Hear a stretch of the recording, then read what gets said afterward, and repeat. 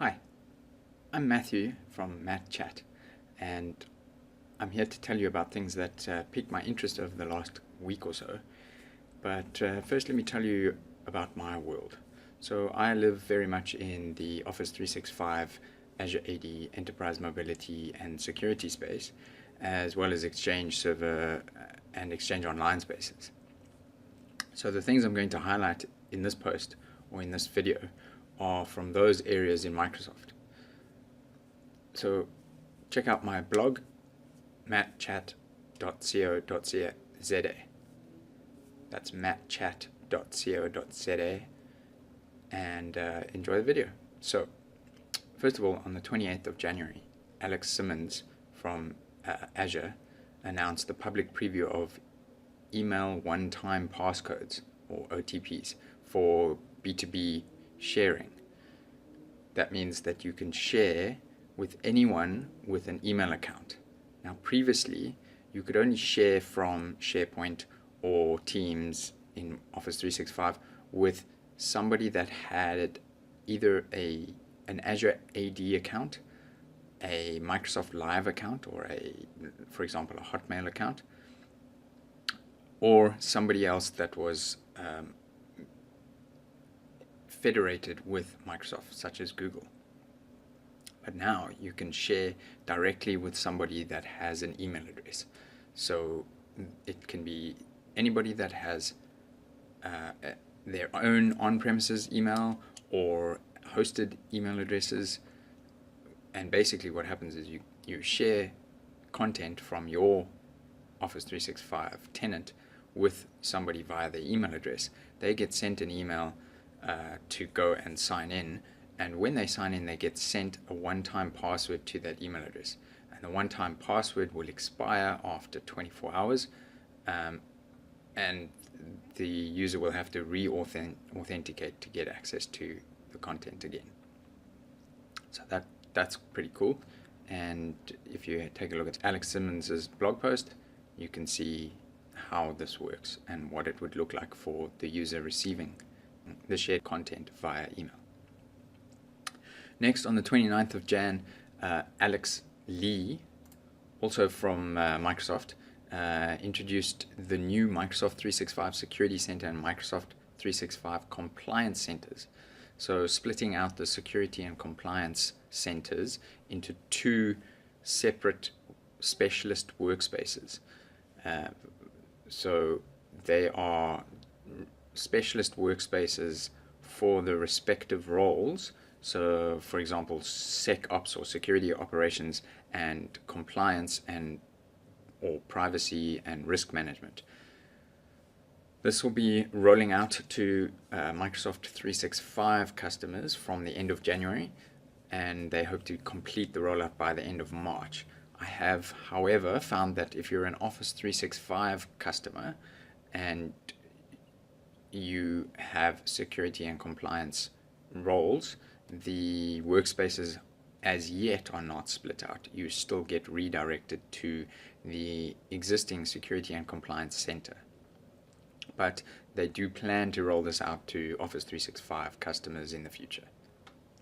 Then on the 30th of January, Microsoft Intune introduced MDM Security Baselines.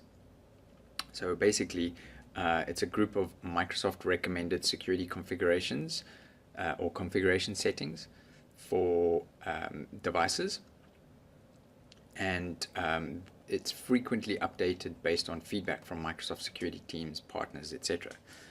So basically it provides intelligent recommendations based on your IT infrastructure. And so this is currently in public preview.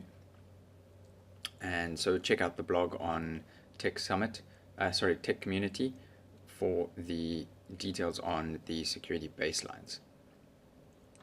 Next, we have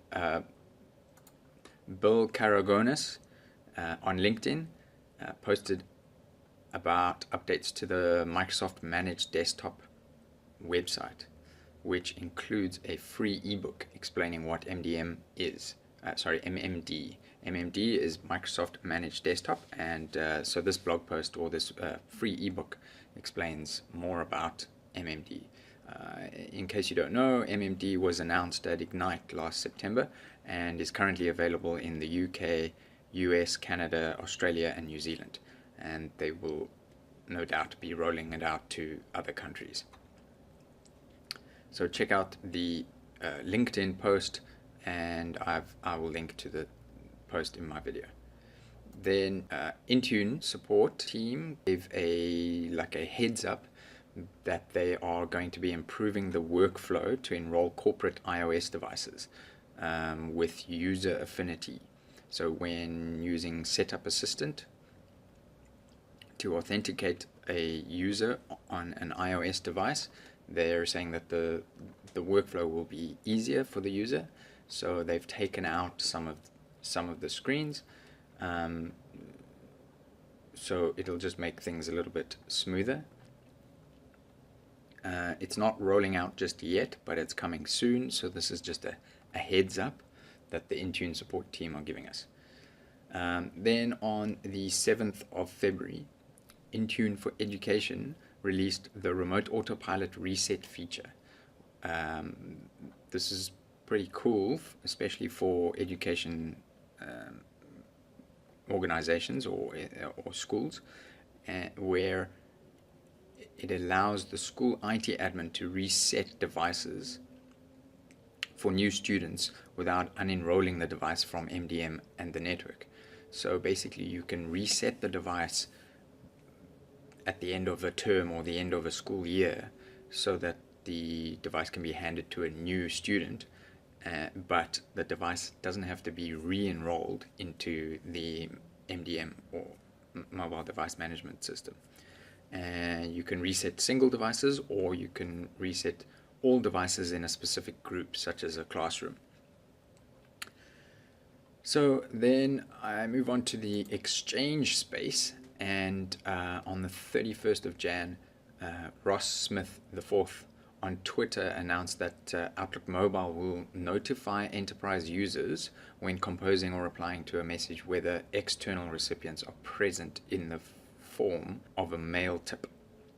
So basically what that means is if you are using Outlook Mobile and you are replying to a message that contains a lot of recipients, and some of those recipients are external to your organization, it'll pop up a mail tip that will just let the user know that you are mailing this to people external to your organization.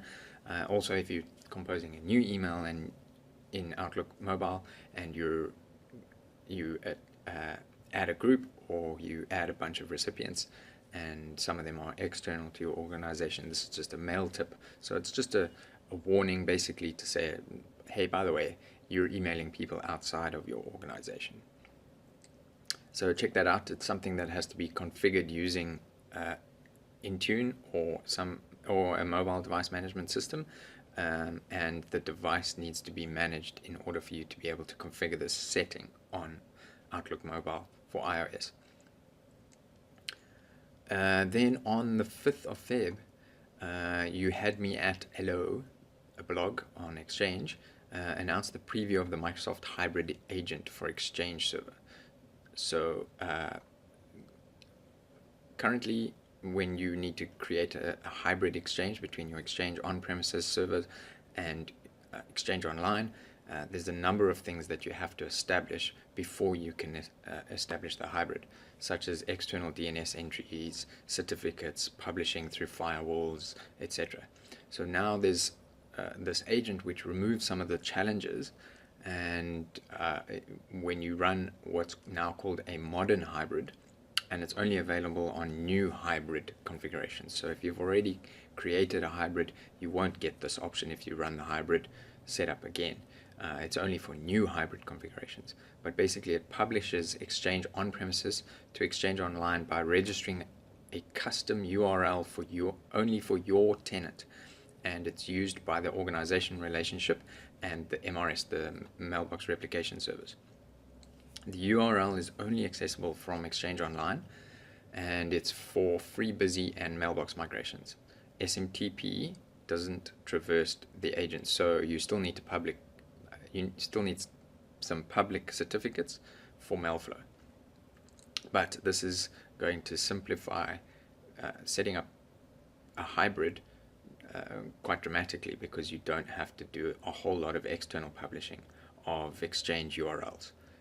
You still need SMTP, and but for free busy information, which is one of the things that people look for when setting up a hybrid, because they have people that are still on premises and people that are in Exchange Online, and they need to collaborate with one another and see free busy information, and often that doesn't work if you don't publish it correctly. Now this agent would help that.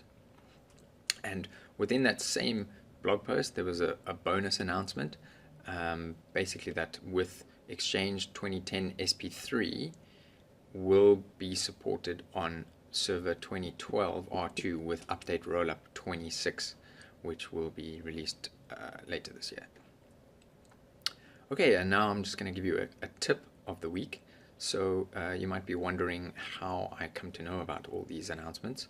Well, my tip is explaining how I get all this information via RSS feeds. So I use RSS subscriptions, specifically from within my Outlook client. So what I do is I browse to the site that no doubt has an RSS feed, and there's usually a subscribe button or an RSS button, and I click on the subscribe button, and that then renders the page in an XML, and I just grab the URL from my browser and I stick it into my RSS reader. In this case, it's Outlook. So Outlook allows you to add an RSS feed. I simply add a new RSS feed by pasting the URL that I copied into the Outlook client, and there you have it. RSS feeds.